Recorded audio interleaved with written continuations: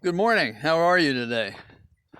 Well, I'm feeling very copacetic. I already went swimming, and swimming calms me in a different way than walking does. It's very nice out here today.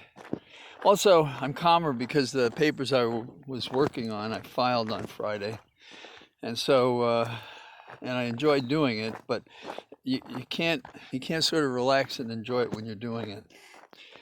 I've been looking at New York. Originally, I'm a kid from the South Bronx, as you probably know. And I was looking at Eric Adams, and I saw he did something that I would not have advised him to do, and I would think he would know not to do it without being advised. He was with this billionaire, very strong Republican supporter of Trump, and a guy named Bo Dietl at a restaurant up on 114th Street called Rao's. And I guess it's kind of a hot spot. It's been a long time since I was a denizen of the evening. When I was there a long time ago, I did get into Studio 54, and I did know some of the people, and I did go to Elaine's. Somehow, that even seemed more civilized than some of the places they have today. There's the tiniest rabbit right in front of me right now. And so I think it sends a bad signal that when it appears, not only you're the nominee, but the likely winner of the mayoralty, who do you go out with? The biggest Republican fat cats in the whole city. Now, this guy, Bo Dietl, he's a real case. Years ago, I went up to New York with Holly, and I was invited on the show to talk about the Muslim ban. And this guy, Bo Dietl, was on the panel, and he was kind of, not so much me, but there were 8 of us, sort of 4 that really cared about the ban and 4 that thought it was a great idea, and Bo Dietl was on that side.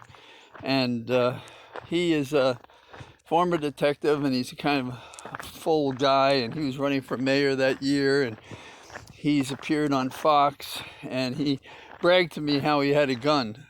And I said something like, do you know how to use it? And Hannity, he and I had an exchange because he was hosting this special on the Muslims. And I have to say, he got us a nice hotel. He brought us both up there by train. It was, nothing on that level. But when we had our exchange, which he was trying to get me to say something I didn't believe, and I pushed back and said I was going to say what I was going to say, at the break, he said that I was a lunatic with a bow tie. So I'll take it from him. I thought that was a compliment. So I think Eric Adams took a step in the wrong direction right out of the block. And maybe it reinforces what liberals and progressives thought, that maybe his judgment would not be so perfect. Wanting to be accepted is not a good thing for a politician who wants to have courage. It's just, you have to be accepted. You have to have perhaps a menu of things that appeal to the voters that they need at that time. But to cravenly seek approval, I don't think that's a good characteristic for a politician that's worth your support. But that's me. The thing that I'm interested in as well is we've had another statue went down. Robert E. Lee. There was a big argument down in Richmond about it, and so that went down, and so did Stonewall Jackson. And in the county where I live, which has turned blue in recent years, but not in the magisterial district where I live so much.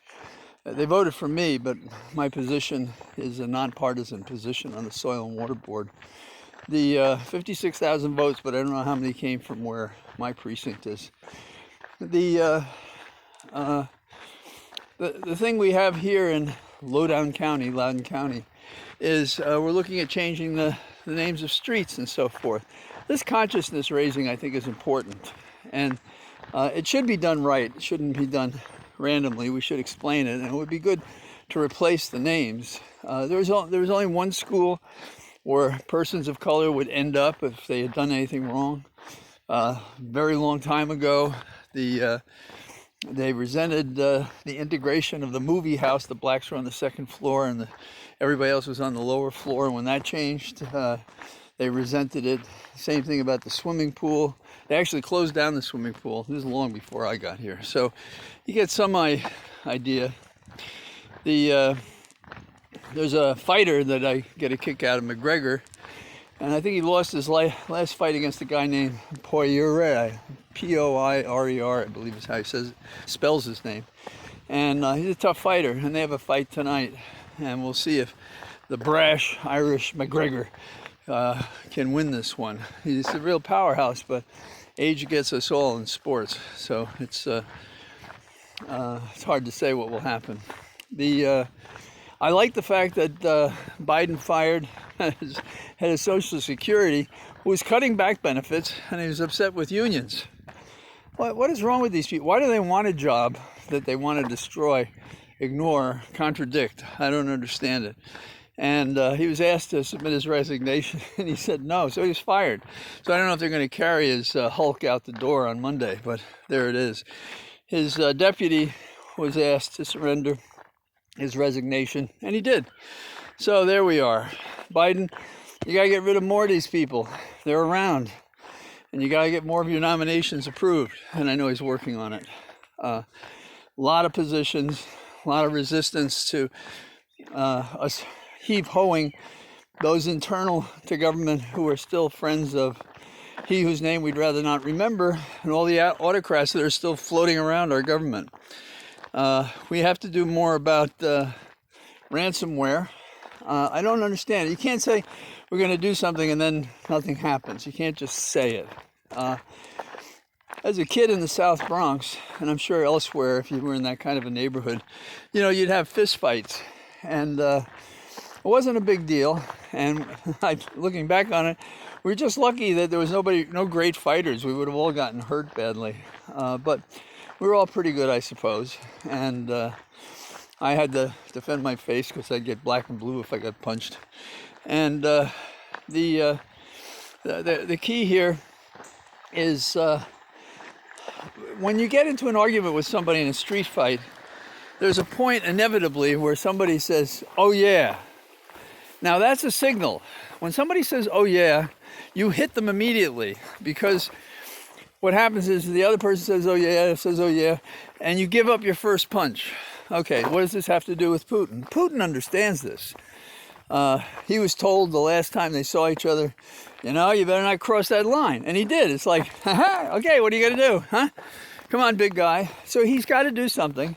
It has to be plain, has to be obvious, has to be hurt, may even appear unjust, because have we proven these people are within the control of the government when they're doing it? Or are they just allowed to do it? So whatever the truth is, we have to punch them in the face.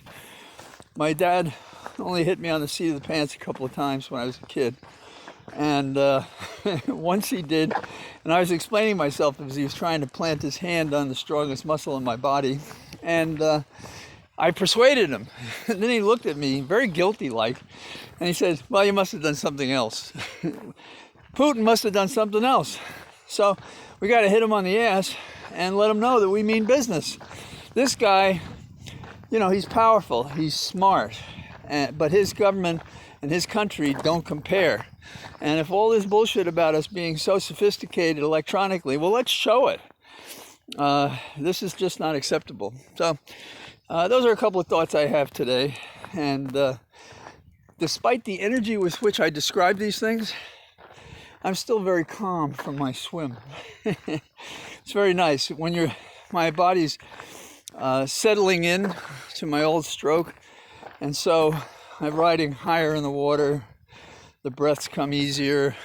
It's relaxing on the shoulders. Okay, enough of that. Those who aren't swimmers, I apologize. Those who are, you know exactly what I mean. Talk to you tomorrow. Bye-bye.